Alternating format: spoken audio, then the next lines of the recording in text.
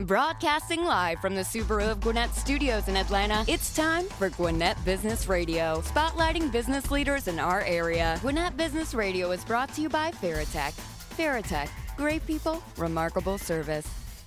And hello again, everybody, and welcome to another award-winning edition of Gwinnett Business Radio. I am merely Mike Salmon, alongside me amigo, besto, Stephen Giulio. BFF.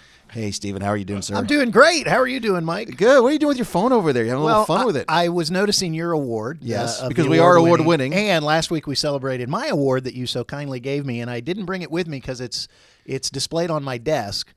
So I brought my picture of it. So you got a photo of it, so it's always with you. Yes, exactly. That's great. And I apparently deleted the other photo next to my major award that Trey lovingly refers to. So I have two great awards in my office. So I'll have to tweet that out. Take another picture and so we can see the other major award. I do a tweet and put it on Facebook and social media. All right. Well, this is going to be an award-winning episode of our award-winning show, Gwinnett Business Radio. We've got two business leaders, award-winning Anthony Rodriguez from the award-winning Aurora Theater. That's me. Believe me, we've got a whole page here of awards. Absolutely. I can read them all. We edited it down just a little bit for you guys. Oh, nice. Okay, well, he's got us beat in that department.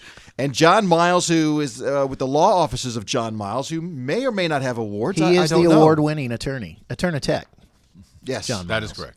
Okay, so we're going to start with Anthony, though, and find out all about the Aurora Theater. Anthony, welcome to the program, first of all. Thanks, Mike. Thanks for having me on. Glad to have you. We've been trying to do this for months. I know. You're a busy man. Sort of schedule nightmares. But we got you in the studio. So tell us all glad about to be here. Tell us all about the Aurora Theater. You are the producing artistic director. I am. I'm the producing artistic director and co-founder of the Aurora Theater, along with my partner in all things, Miss Ann Carol Pence. And it's been quite a journey, right? We've been around, like you said, for 20 years. This is our 20th anniversary.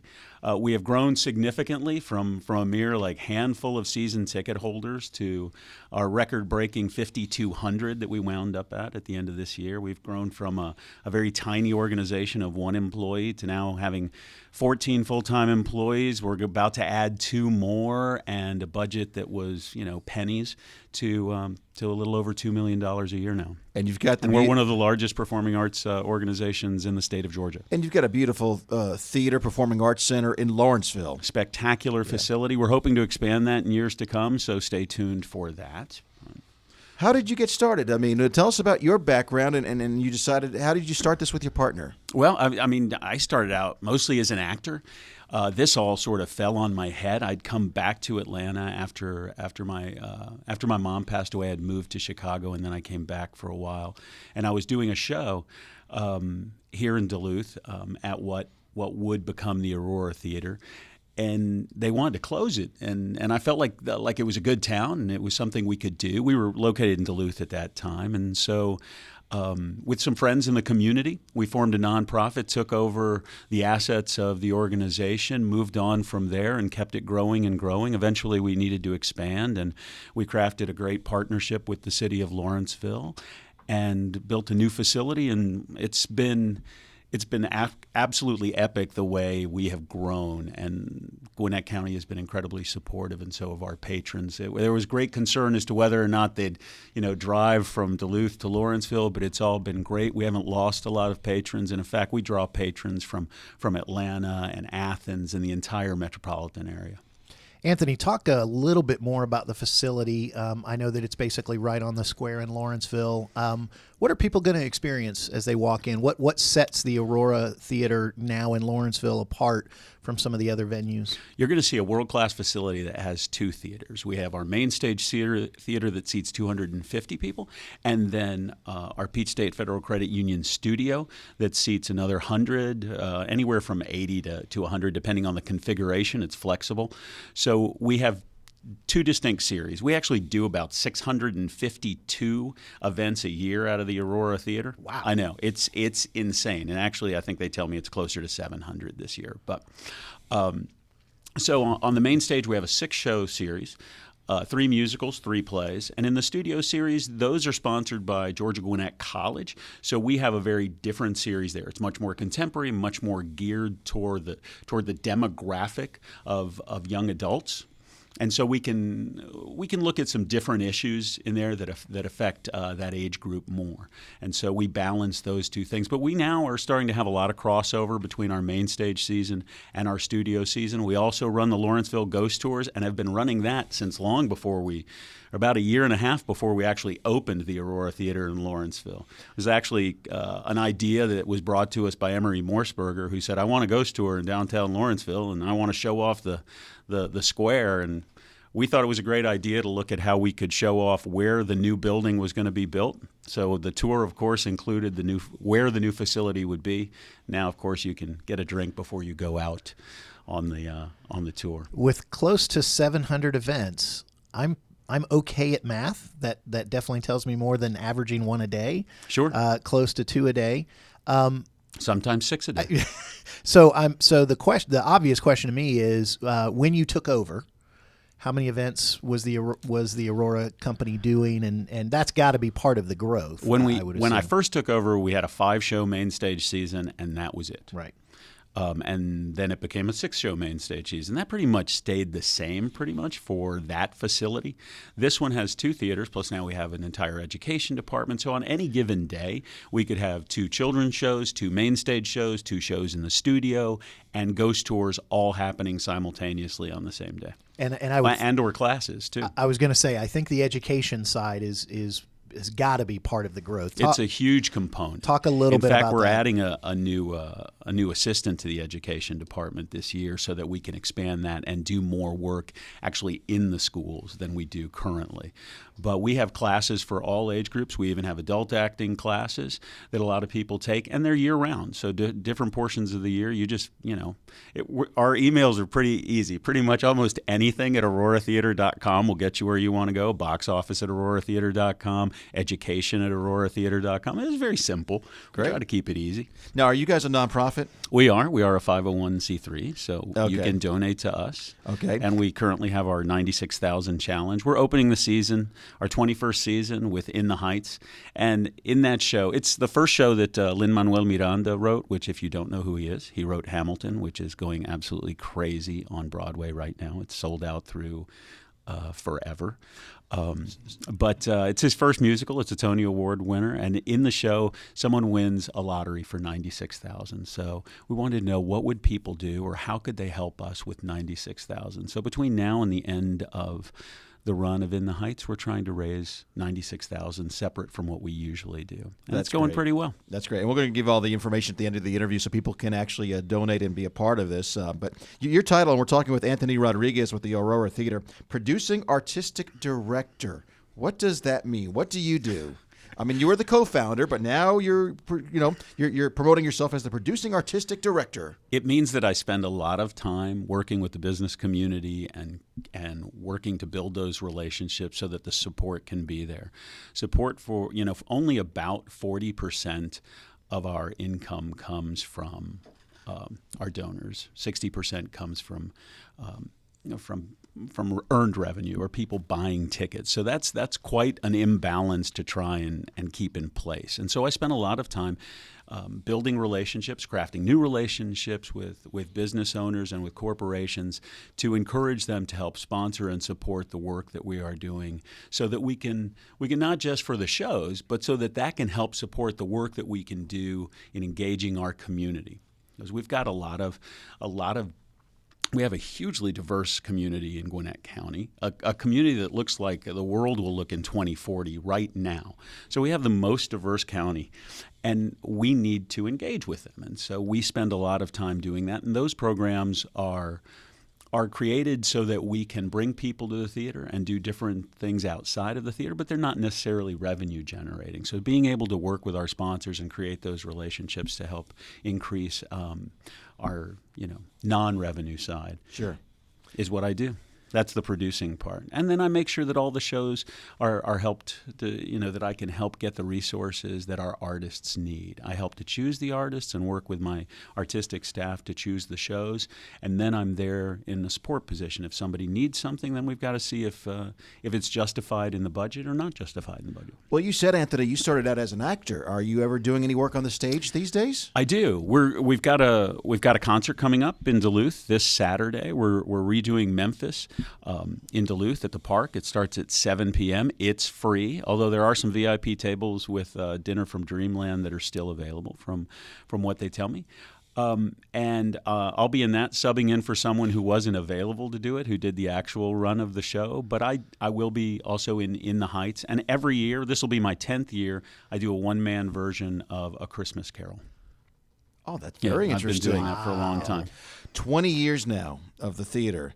I know there's got to be a lot of memories and a lot of highlights. Can you share maybe a couple stories of some of the highlights? Oh, there are. I mean, the first time we did a huge book musical in the old facility in Duluth was Oliver, and that really told us we could create things that were bigger than we sort of believed we could do. Opening the new facility with Camelot in Lawrenceville was a highlight I will never forget. And then the day. The rights for Les Mis hadn't been available for 27 years. We were one of the first companies in the nation to be granted the rights to do that.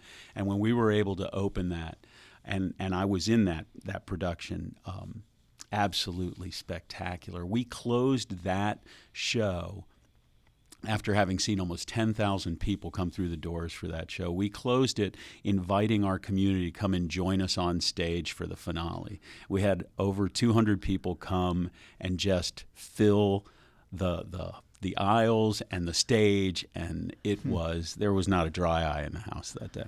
So I unfortunately am going to turn from such great memories and ask you a little more in-depth question about what you talked about partnering with business owners. We try to be the voice of business here in Gwinnett. That's a happy thing. Why would I think that's true. We are the voice of business. We are Dr. the voice Kaufman from the chamber said we're the voice of business in Gwinnett. He says it. Oh, must be true. he knows. He's the one that's right. And I read that on the internet, so I know it must be true.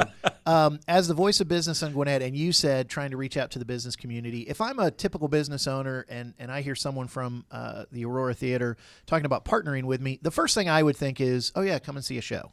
Oh, yeah, buy some tickets for my employees. What are some of the other ways that businesses can partner with the Aurora Theater? Go outside the box a little bit and kind of surprise me with how businesses can partner with you.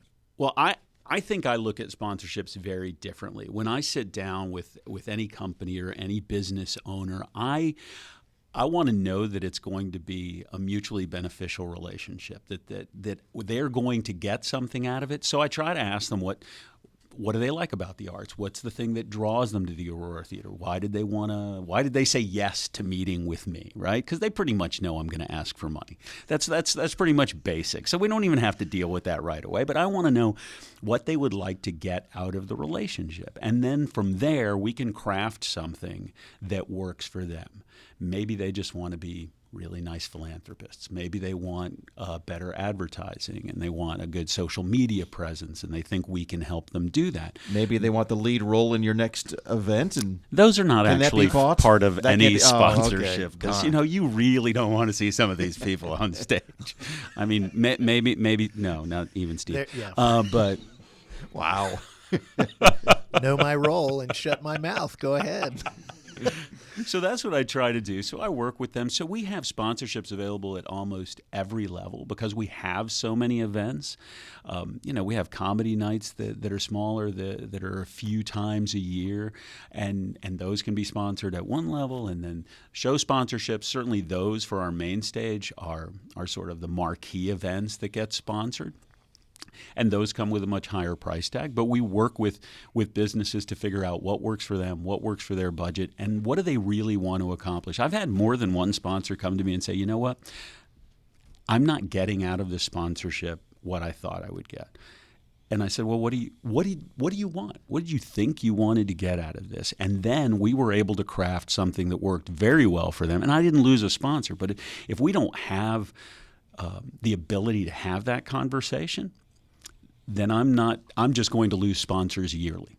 They may not feel like they're getting anything out of it. And in fact, we have a great person on our development staff, Britt Ramroop, who helps with making sure that our sponsors have the tickets they need, they're taken care of. They just call her or email her and make sure that all of that happens. Because, frankly, if they hand me a business card in a bar and then they say, hey, I need 2 tickets for next Thursday, they're probably sitting in the parking lot because I'm not going to remember.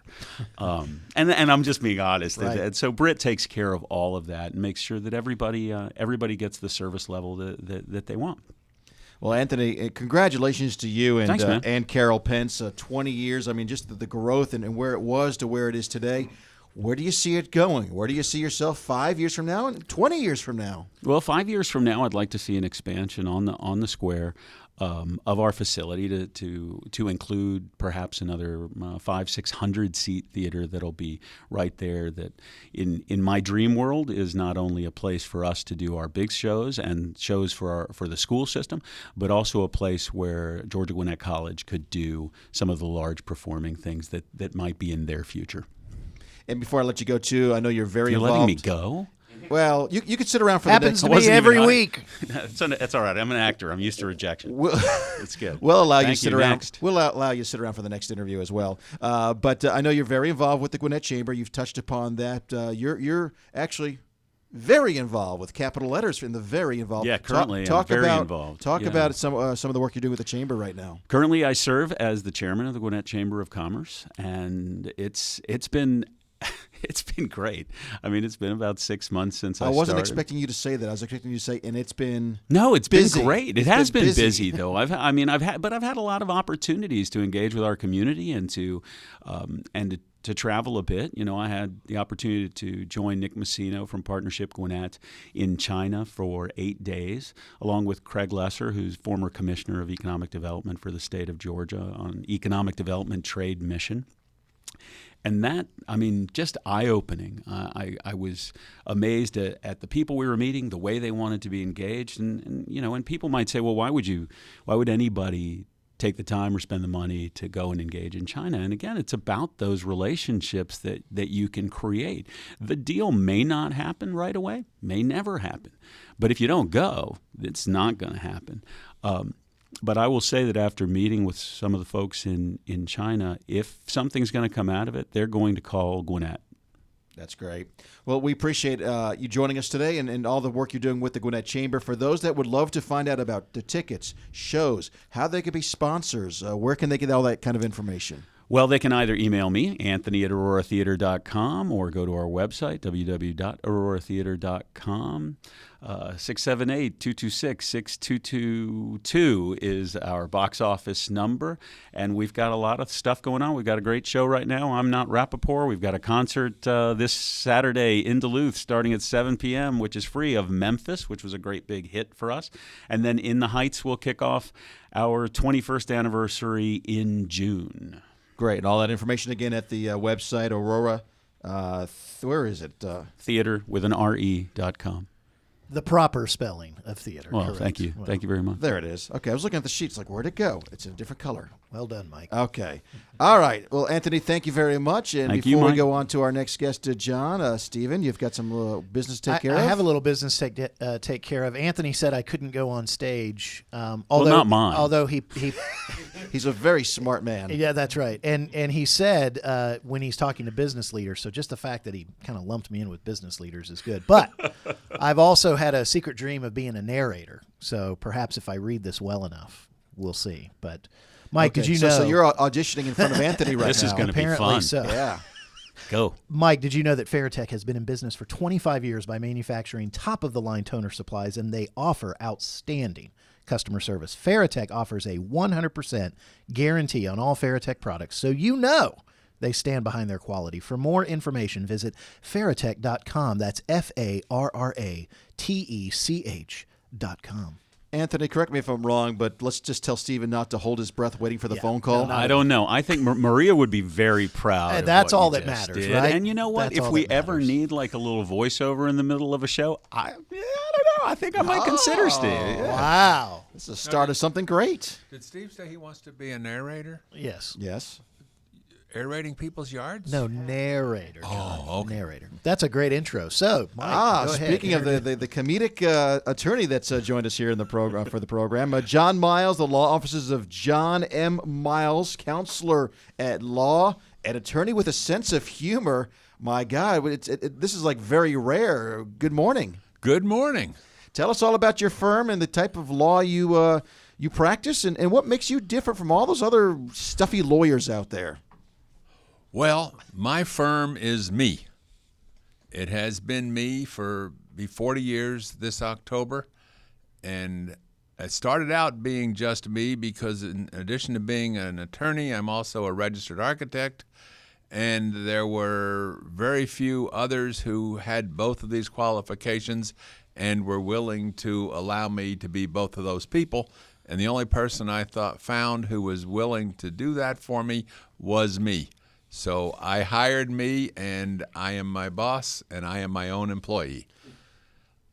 Did you star in that movie, Me, Myself, and I? No, it was me, myself, and Irene. Oh, Who's okay. Irene? I don't Cameron remember. Diaz. Well, that's another story for another time. No, it wasn't Cameron Diaz. Who was it? Renee Zellweger. Sorry. All right. Man, I had it and I lost it. Sorry, John. Go ahead. Where was I? You were an employee. And I'm an the attorney employee tech and the boss and yeah. everything. Apparently nobody could stand you, and you've worked for yourself for many, many years. That's what you're telling us. Well, that's true. So anyway, what I do and what my practice is trying to keep people out of trouble. If you want to undertake something, you can come to me and you can say, John, should I do this? And I will look it over and I will say, no.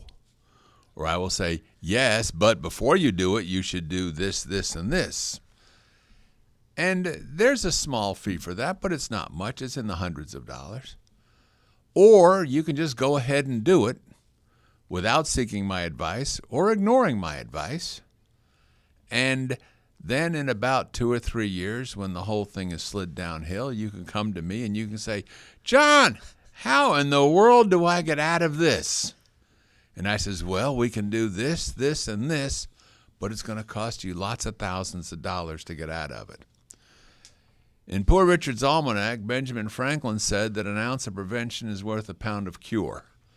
And there is nowhere that this is truer than when it comes to hiring an attorney.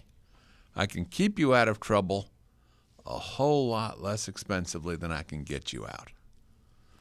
Now, one area that comes to mind is the area of personal planning, estate planning, and business planning. There is the great opportunity here to save a whole lot of money. Now, people come to me and want to do their planning, and I tell my clients what my job is to sit and listen to what you tell me you want to do, and then gaze blankly at the ceiling and think, what could possibly go wrong with that? And then figure out what are we going to do when those things go wrong. Not if they go wrong, but when they go wrong. So you're looking at the glass half empty. No, I'm. Some people He's say looking at the glass breaking, Mike. Some people say the glass is half empty, and some people say the glass is half full. The fact of the matter is, the glass is too big. Yes. But I look at the people and I say, what could Where's my rim shot when I needed it? Engineering joke. Go ahead. What will go wrong with this idea? Now, estate planning is very simple. Everybody has a will. Now, my wife told me she heard on the radio that over 70% of the people in Georgia do not have wills. That's not true. 70% of the people in Georgia have a will that was written for them by the beneficent and all-loving Georgia legislature. What does that will say, John? It says, if you die, your stuff will be divided among this group of people. Now, there's a bunch of horror stories that say if you don't have a will, the state will take everything you own. Well, that's not true. But the state does have a will for you. And in reality, if you are a person who has been married once and has children only by the woman that you're married to, perhaps the will that the state has written for you will work for you. If you have less than 2 children. If you have 10 children, it sort of gets scary. But that's the will that the state has written for you. Now, recently Prince died. Prince was part of the 70%. What? When did this happen? It was on the news, Mike. Oh, okay. Okay. It was on Twitter, too. You should read the newspaper. Okay. Prince died. Prince had no will. Prince's estate is going to be distributed according to the laws of Minnesota, I believe. Well, it's sort of interesting because he was a resident of Minnesota, so the Minnesota laws get involved.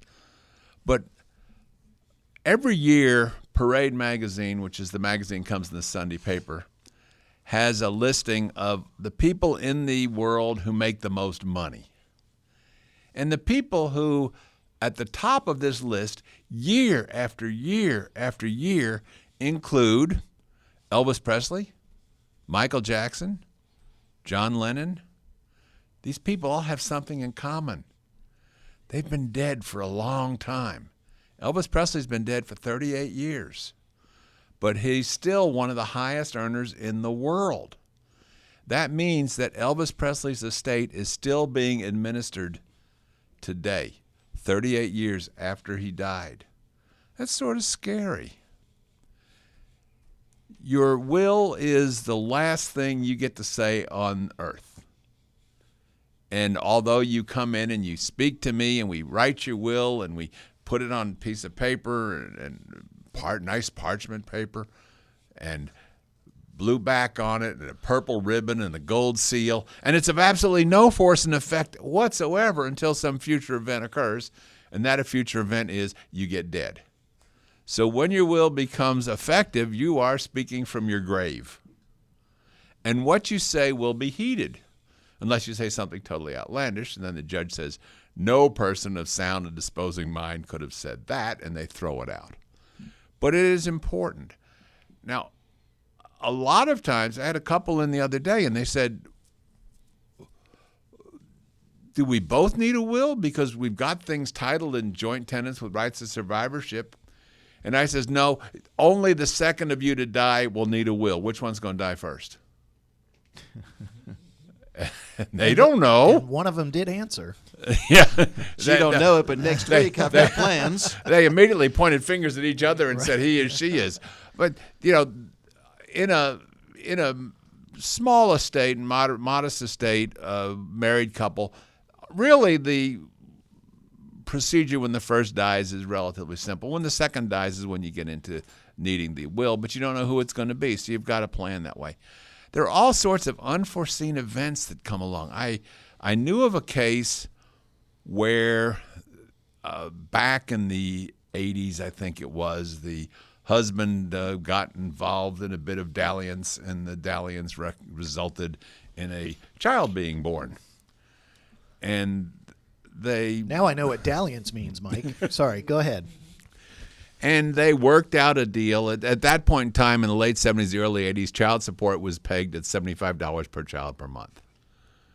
And they did the multiplication, and that came to $900 a year, and they multiplied it by 20 years and got $19,000. So they arranged for it and gave the mother $20,000 and absolved him of all of his responsibilities. Well, for child support. And that is sort of doesn't really work that way because the mother can't contract away the child's right to the child support, but she did, and that worked out. But what people don't realize is that let's assume that in the last 20 years, that man has been very successful, and he now has a whole pile of money. And when he gets dead, there is a good chance that mama's going to look at that and say, hey, he died. Son, that's your daddy. Go make a claim. So these are things that need to be taken into consideration. Who's going to be administering Prince's estate over the years? It is extremely important that you work out what's going to happen. And then you go and you take the estate planning coin and you turn it over. And the other side of the estate planning coin is your business plan. So you're a small business person and you've got a business partner. And you all work together well and everything goes along fine. And then your business partner passes on into the great beyond. And your new business partner is the widow. The widow who knows absolutely nothing about your business other than the fact they should write her checks regularly. This is not the business partner you want. Your estate plan and your business plan and your business partner's estate plan all need to merge and meld and come out with one good, workable program. You notice Anthony's paying real good attention right now. He's thinking, who's going to go first, me or Ann Carroll? We are working on our will. Okay. I like the fact that in the same show, we've heard about ghosts who talk from beyond the grave and wills, which let you talk from beyond the grave. So Yeah, and this has been the John Miles Show here on Business Radio X. I really don't remember the question I asked you 15 minutes ago, but I love listening to what you talk. I mean, it's you don't charge by the hour, do you? Not here. Okay, good. Okay, I'd be a little concerned. We'd have to cut you off. now, John, I was going to ask. So you've been talking about estate planning and business planning. A lot of attorneys specialize in certain areas. Are you more of a general practitioner of law, or is the fact that estate planning and business planning that covers so much that's the area you focus on? When you go to law school, you study 20 some odd different areas of the law. And when you take the bar exam, you are quizzed on 20 something areas of the law. And then when we used to have phone books, you could look in the yellow pages under attorneys, and since the phone company wants to get money from you from as many possible areas as possible, the phone company divided attorneys up into 126 different areas of the law. And there is no way that anybody can stay competent in all of those. Now, I say that I've got a general practice, but there are a lot of things that I don't do. And I don't do them because nobody's ever offered to pay me to do them. I don't find them very interesting. I find them utterly distasteful. And, you can't keep competent in all those things. But what I do keep is I keep a list of attorneys who practice in those areas. So I tell people that my office is not a place for one-stop shopping, but it's a good place for first-stop shopping. You've got a problem, you come see me, and if I don't work in that area, then I'll point you towards someone who does. My practice has a focus in the area of estate planning, estate administration, business planning, business organization, making sure that and business continuation, because it's important that the business have a plan of what's going to happen when the partnership breaks up or the marriage of one of the partners breaks up, or one of the partners gets sued for something totally outside the business, and we've got a creditor who's a new business partner. So when you told the story that as they come and they bring their issue to you, you gaze, I think you said blankly, right? Or At deeply at the ceiling. Right. So there are times where after you gaze deeply at the ceiling, you say, "I am not the best attorney for you. However, I know somebody Right. you need to talk to."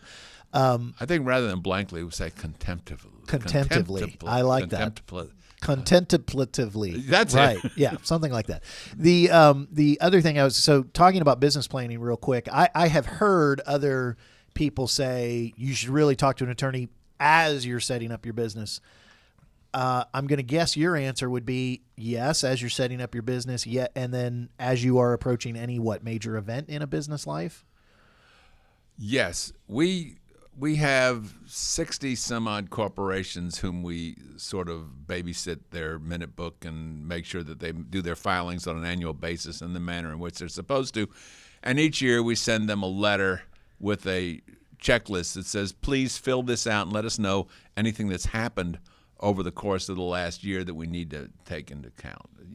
Bringing in new partners, the death of a partner, undertaking a brand new operation, opening up a branch office. You'd be amazed how many small businesses will go and start doing business in another state.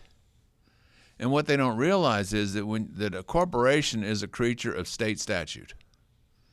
If you file all your papers and become a Georgia corporation, you are a corporation within the confines of the state of Georgia. And if you go with that corporation and you start doing business in Alabama, you're not a corporation. You're a sole proprietorship.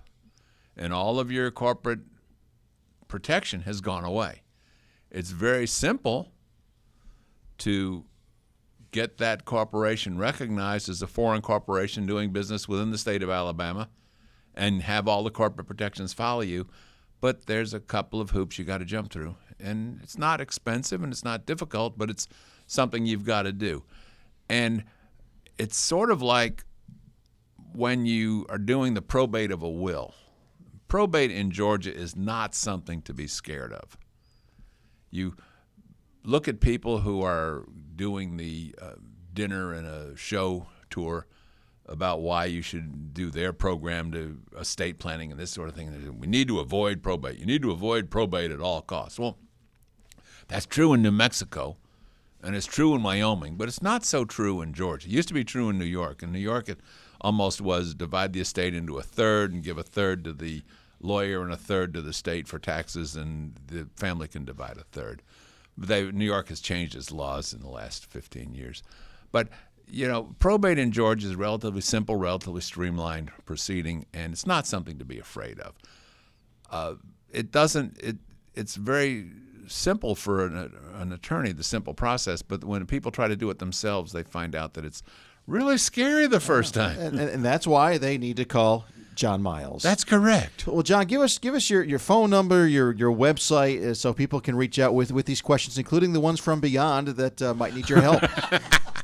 I get some of those sometimes. My office is now located in Johns Creek, just up Pleasant Hill Road. Oh, you're a highfalutin lawyer now. Yeah. And we're in Johns Creek on State Bridge Road between Kimball Bridge and Jones Bridge. It's 11138 State Bridge Road. The phone number is 770-972-5650. And our website is johnmiles.com. And that's it. About all the contact information. JohnMiles.com. John Miles, the law offices of John M. Miles, Counselor at Law. Thanks for joining us as always, John. Appreciate it very much. Glad to be here. Stephen? What? Are you hearing voices like John hears voices? I am. And it's voices that telling me... What's the voice telling you? The voice is telling me that love is what makes a Subaru. It's a nice ghost. Did you know, Mike, that you can get big savings and enjoy a hassle-free experience? Subaru of Gwinnett is where people sell cars. Visit SubaruofGwinnett.com and join the family today. You can come in and see the difference. Maybe the people beyond the grave, they're already Subaruists. Then they can follow Subaru of Gwinnett Facebook page for the latest Subaru offers, news, and community events. Well, you got to get around, even in the afterlife, you got to get from point A to point B. That's right. And nothing better than driving a Subaru as a ghost, a disembodied corporeal person. You did such a good job. I'm going to give you another award. This is for you, Mr. Wrestling Fan. To be the man, you got to beat the man. Woo! To be the man, you got to beat the man. He's got it on a loop. Woo! To be the man. It's on a loop, Mike. You got to stop the loop. He's thinking it's like some ghost doing there's a ghost in the system. There's a thing right called now. Loop, Mike. When you hit play, there's another thing called loop that just keeps I just playing. hit like I normally do. You got to walk that aisle. Oh, my God. Get the 1, 2, 3. It's haunted. All Whether right, you like it or you don't like it, learn to love it. I'm scared now.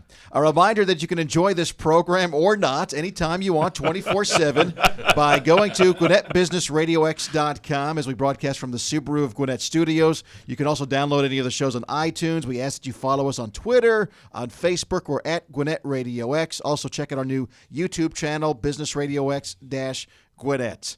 I'm freaking out right now, Stephen. Any final parting words? Yeah, I'm glad to know that Business Radio X is the most listened to broadcast by ghosts in Gwinnett County. Oh, yeah. I can vouch for You that. can test for that. Absolutely. Absolutely.